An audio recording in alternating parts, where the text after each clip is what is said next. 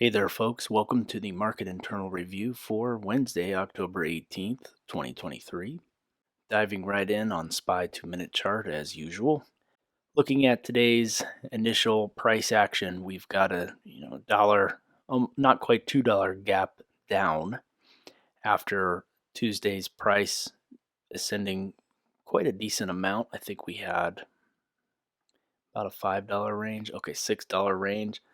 Basically traded all of Monday's TWAP range by the end of Monday. We had quite the wide range here.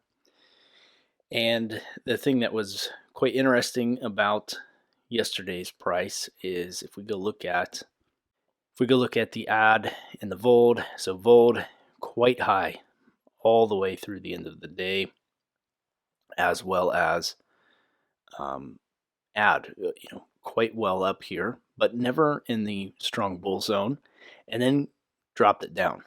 So with that little bit of action, we see we got a bounce right here at the beginning of the bull zone on VOLD, as I've provided in numerous videos for my guidance here, and then we have this huge upside break for volume, but no follow through on the indices. So I was kind of expecting a little bit more of a downside move, and we did receive that. Now, as I've mentioned in past videos, looking for the initial price reaction here at open, I'm looking to see if we are going to stay within the first standard deviation range that was created by yesterday's TWAP. So that's this purple zone here. If I turn off some of this other stuff, you'll be able to see it. So that's this purple zone here. Seeing if we can reclaim yesterday's TWAP price. So the thing about today was when we opened up, we had a tremendous down move across the New York Stock Exchange. Add was quite bearish, and so was the volume. If we go review that, add started almost down at negative 1500, and go back here. The volume started at zero, but definitely started to trend down. Accumulations all towards the downside. So I'm watching this and looking at the multi-time frame TWAP. I'm looking for Russ to see what Russ is going to do. So Russ really had just a kind of a nasty open. Typically what we'll see is a really quick movement with the Russ, and that's kind of the leading indicator for me for what the rest of the market will do. But today we had like 3 dump candles. I don't even know if I could really call that a dump candle. We basically had a downward move right to monthly TWAP. And then, this is for, what is this, about, half hour. Look at this candle action here. And it was just nasty. So lots of chop around here. We're breaking down the low of this first standard deviation range from yesterday's TWAP multiple times. We can't make any headway. Meanwhile, the tick lows are starting to increase, but looking at the add, it's just really not going anywhere. This isn't like, oh, we're going to break up and look for upside. No, we're breaking back down, staying in the bear zone. Quite frustrating. I'll be honest, this was one of the first times I had been so frustrated looking at all this stuff and just no follow through at all, especially with trend balance. Now, we had all of the extreme closures on tick. I typically say those set a tone for the day, and so it's just so much here right at the open with this gap. We're already kind of in the previous TWAP range, and then also where's it at? Up here we have September TWAP price from SPY, so by the end of the month. And I just, we've hit it so much lately. Monday over here, I mean, we just bang, bang, bang all day. I got so sick of seeing my alert fire off for September TWAP. And then yesterday, we had a nice rise above, only to bring it right back down below and close just slightly under it. So I was just I was just really going to be aggravated if we started flirting with September TWAP price again. I just I didn't know if I could handle another day of that garbage again. So finally, we get this nice rejection of daily gap midpoint here at about 435, essentially on the nose. So that's great. Now we bring it down, but this move here alone was really weird because this big engulf was at what is that 1018, and I just remember going and looking at the internals, and at 1018 that was this candle here. It still really isn't that bullish, but it was the effectively right where we had opened on the New York market. And so it's just like, really? Okay, now we're really going to break up or what? So it's just so much chop this morning. And um, the Qs was fighting the entire market. I felt like every other market, if you look at the Dow, I mean, the Dow had lost its gap, was, clearly heading down, although it's really nasty price action. Look at the Qs. The Qs are just stuck in this really tight range, and they made a new high on the day on that 1018 candle. Meanwhile, I mean, SPY was trying to work down, but same thing, ended up making a new high.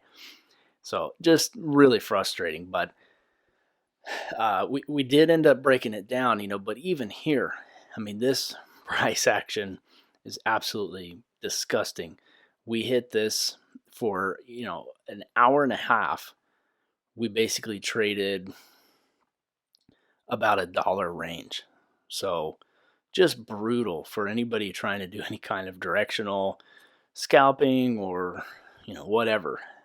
So with TWAP on, definitely there's some things that I think just with where the ad involved was, I was and trend, I was expecting a little bit smoother price, and it just didn't happen today. So I mean, I popped off some good trades early on, and then definitely gave some back, and then finally towards the end of the day, things sorted themselves out. We had a bond related data release, which is where we hit this little bounce here, and I don't know.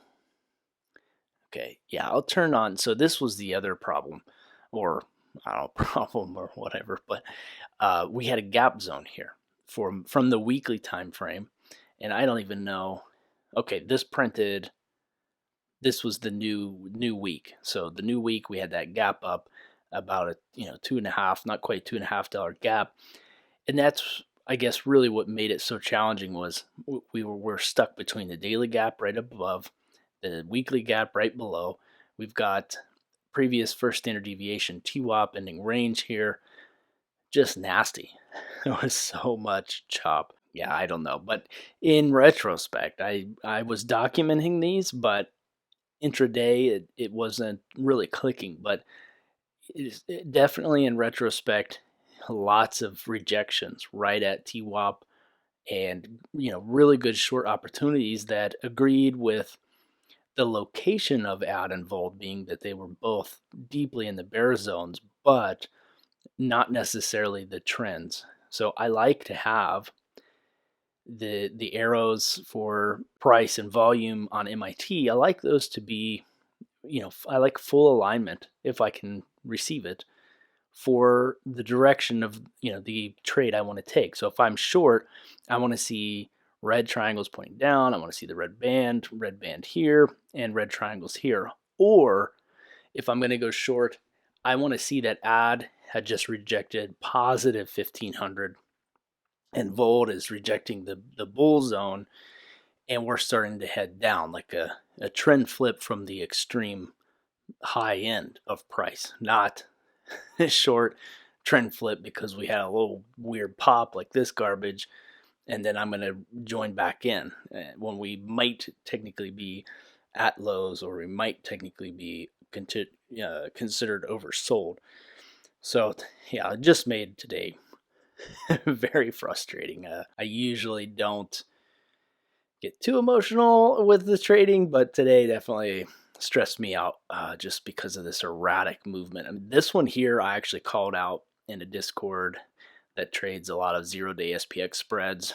Um, this right here being the level, I said if this weekly gap breaks the low end here, if price breaks the low end of this weekly gap, I would expect potentially that it was like a fake break scenario and we would bounce right here and head up. And that's exactly what happened.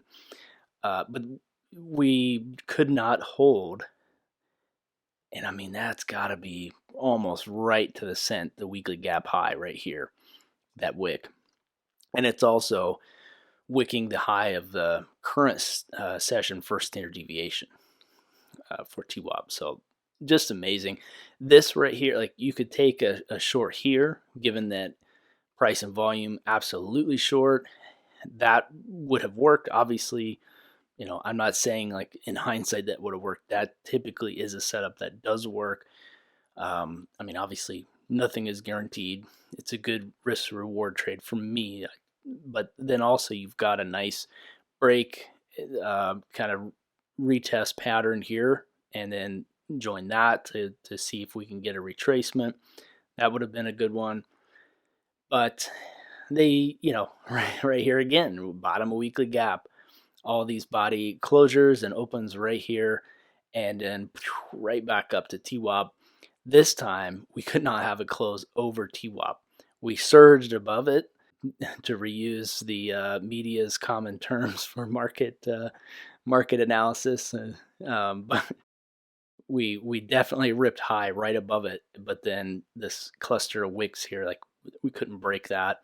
And I mean, just right back down. 180 reversals, 180 reversal, 180 reversal. There's just so many of these where it's like one engulf follows the next engulf right back below.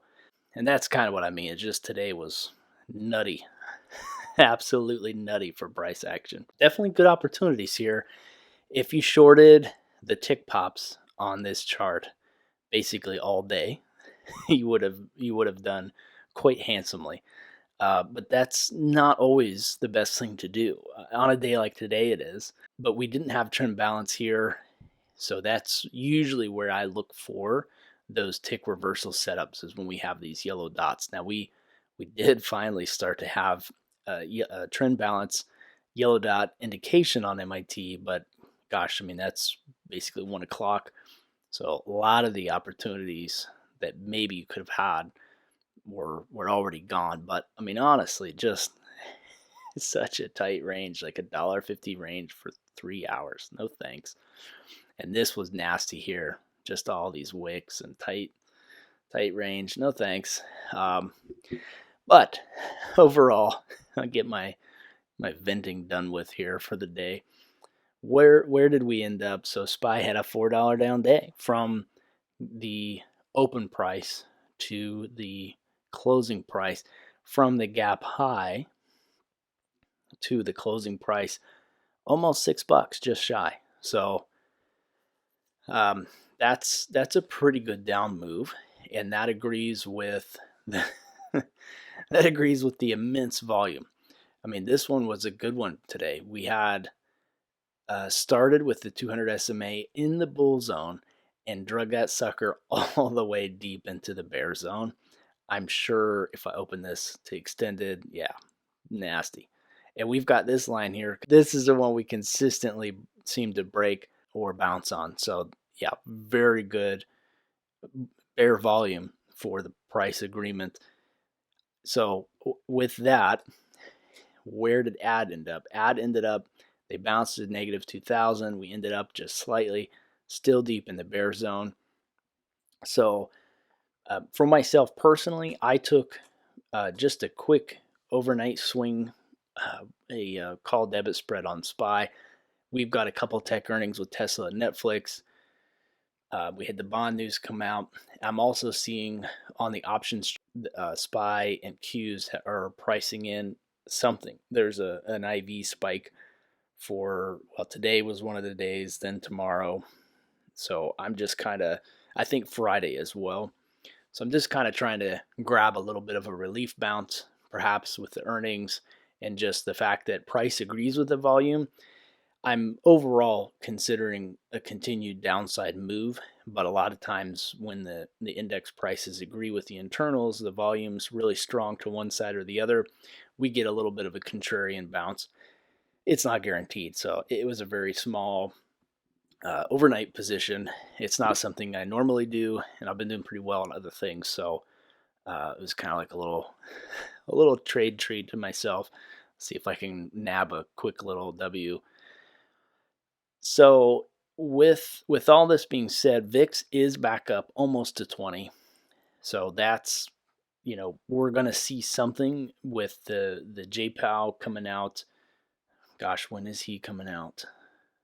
I knew JPOW was supposed to be out. Yes, tomorrow. Okay, so JPOW is out tomorrow at noon. So that is huge. Also, Japan has their inflation rate news. So one of the last times BOJ came out, that's Bank of Japan, and had really anything of high impact news to release, it actually moved the markets. It was an insane dump that day. So I'm keeping an eye out. Now this is after hours, so shouldn't affect intraday, but JPOW definitely will. What I'll be watching for JPOW is just the morning volatility slump, real tight, BS price action, probably a lot like this garbage, but even flatter. And then, obviously the typical volatile move. And then, whatever the heck he decides to say could obviously swing the markets one way or the other. So, my advice, if you're not like an ultimate skilled trader, just stay out. You save your money for another day. But you could do whatever you want. Anyways, so where are we at with the monthly TWAPs? So Monday, Tuesday, monthly TWAPs, I was actually a little bit excited because we broke September TWAPs price for SPY. We broke over the previous high from Monday, and that was great. I was like, oh, finally we'd get a nice monthly first standard deviation high bounce, and here we go. And then I started to see the mercy squeezes, and I was like, oh crap, this is a good short setup. And sure enough, we sold it off, but we did kind of come back and finished up on the day. But then sadly today we had a test, daily gap mid. We lost first standard deviation high on monthly TWAP. And then we finished right afterwards. We finished a little bit with the retracement, but we bounced on that September TWAP price. So as far as I'm concerned, anything goes. Once we are in this first standard deviation range, anything goes. We could go up, we could go down. And I mean that's the case all the time, anyways. But from a probabilistic standpoint, this is my opinion: is we could go up or we could go down at this point.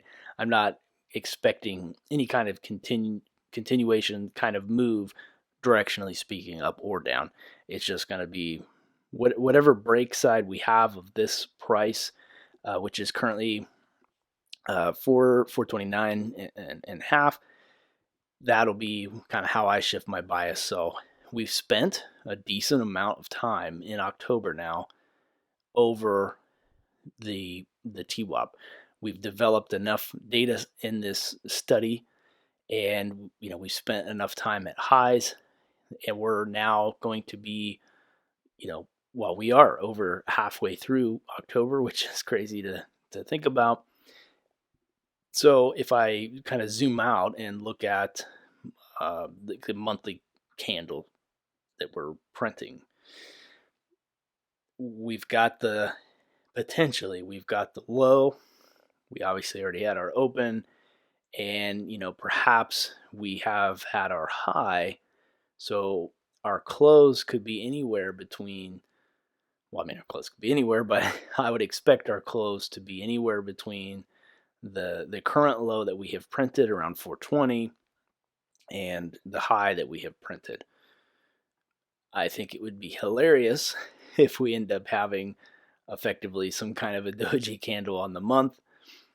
October seasonality wise has had a pretty green month. So we'll just have to see, but I'm watching for TWAP here. And again, I'm going to judge or adjust my bias depending on which side of this we break. The bands on the monthly TWAP are quite wide. We've drug this up, but for whatever reason, we cannot keep September TWAP price. You see all of this price action. Like every time we get here, it's a rejection.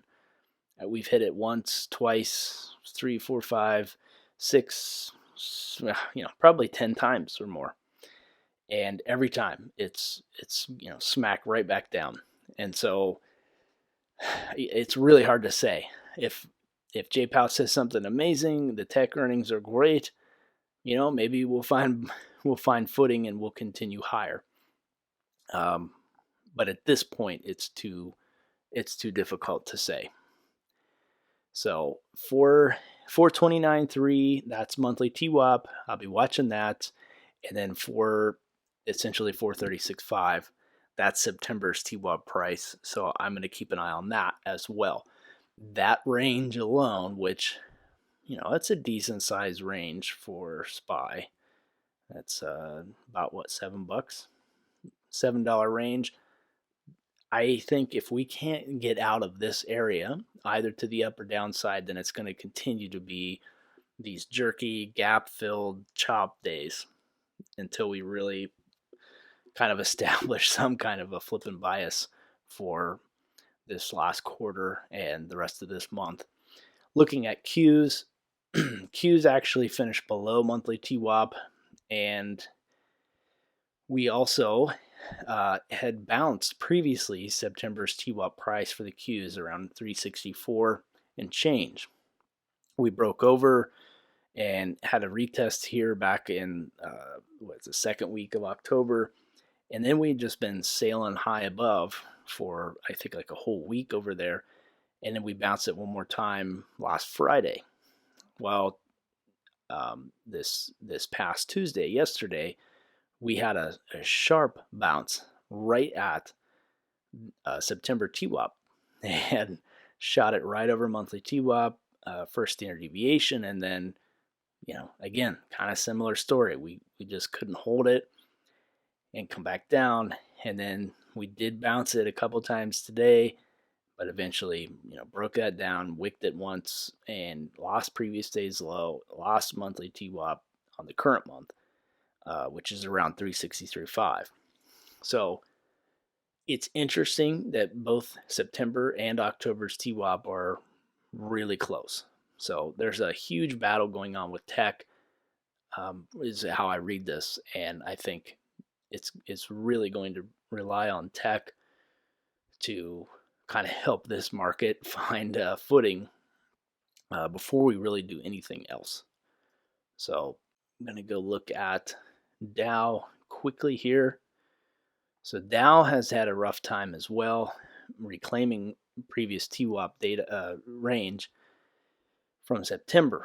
We've had a lot of sideways chop flat days, kind of like SPY.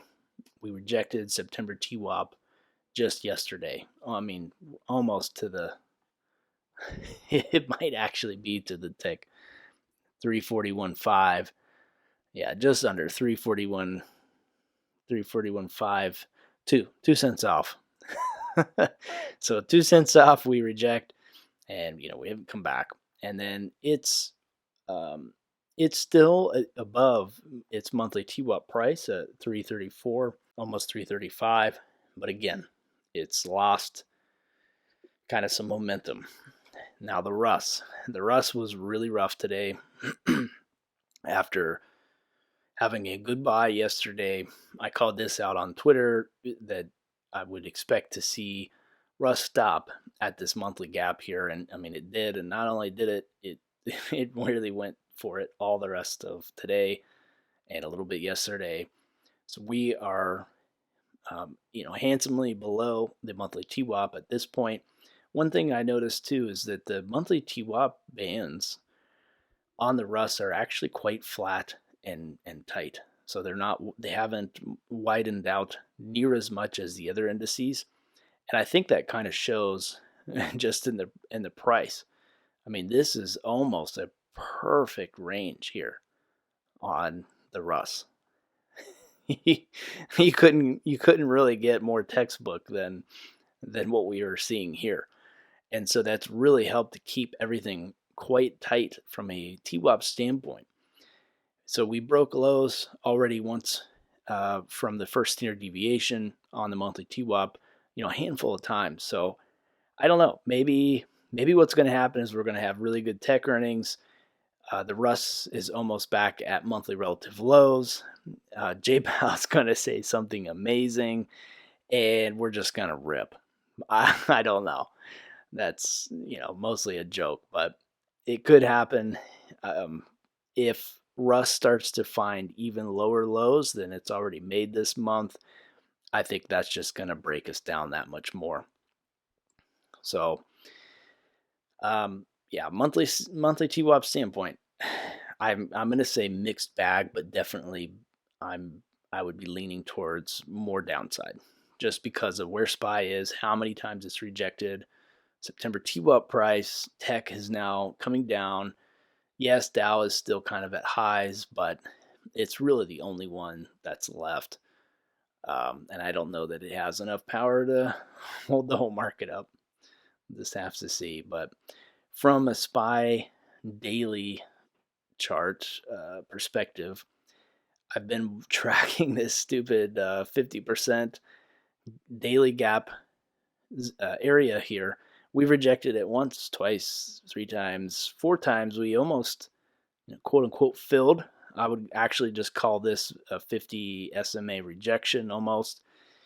And, we've had a couple of good buy days here, but I mean, if you look at the bodies here, we actually sold all of this just to buy it all the way back up, only for today to sell that all the way off. And look at this. We basically closed right on the 20 SMA and right on the 50% of this candle here. This is the second time we've hit it from last Friday last week. We hit it once, and then we've hit it. We can, I never even knew we could do smiley face. There we go. Bam.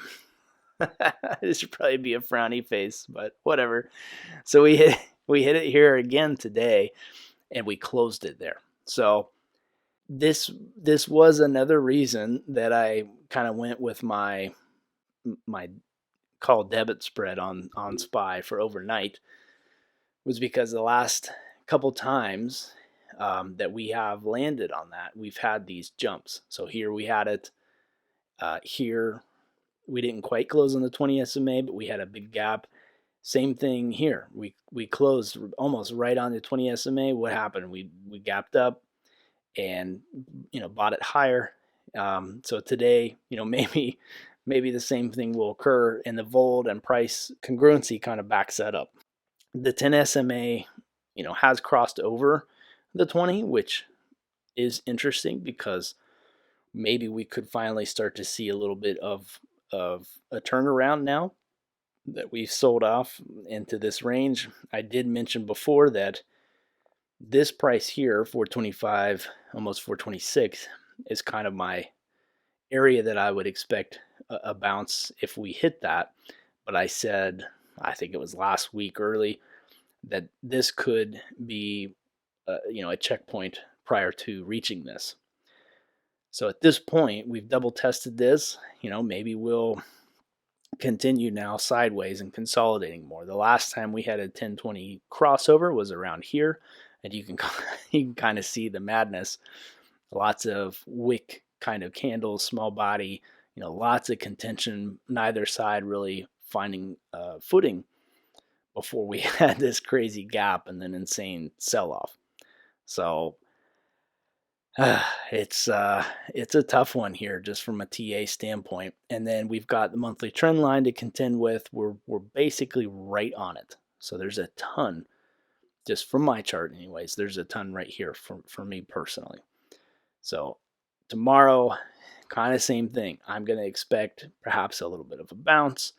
we got JPAL, and let's just see what happens. If we find support here, we break back over 433-ish, then I'll focus more on upside until we get back to this annoying price.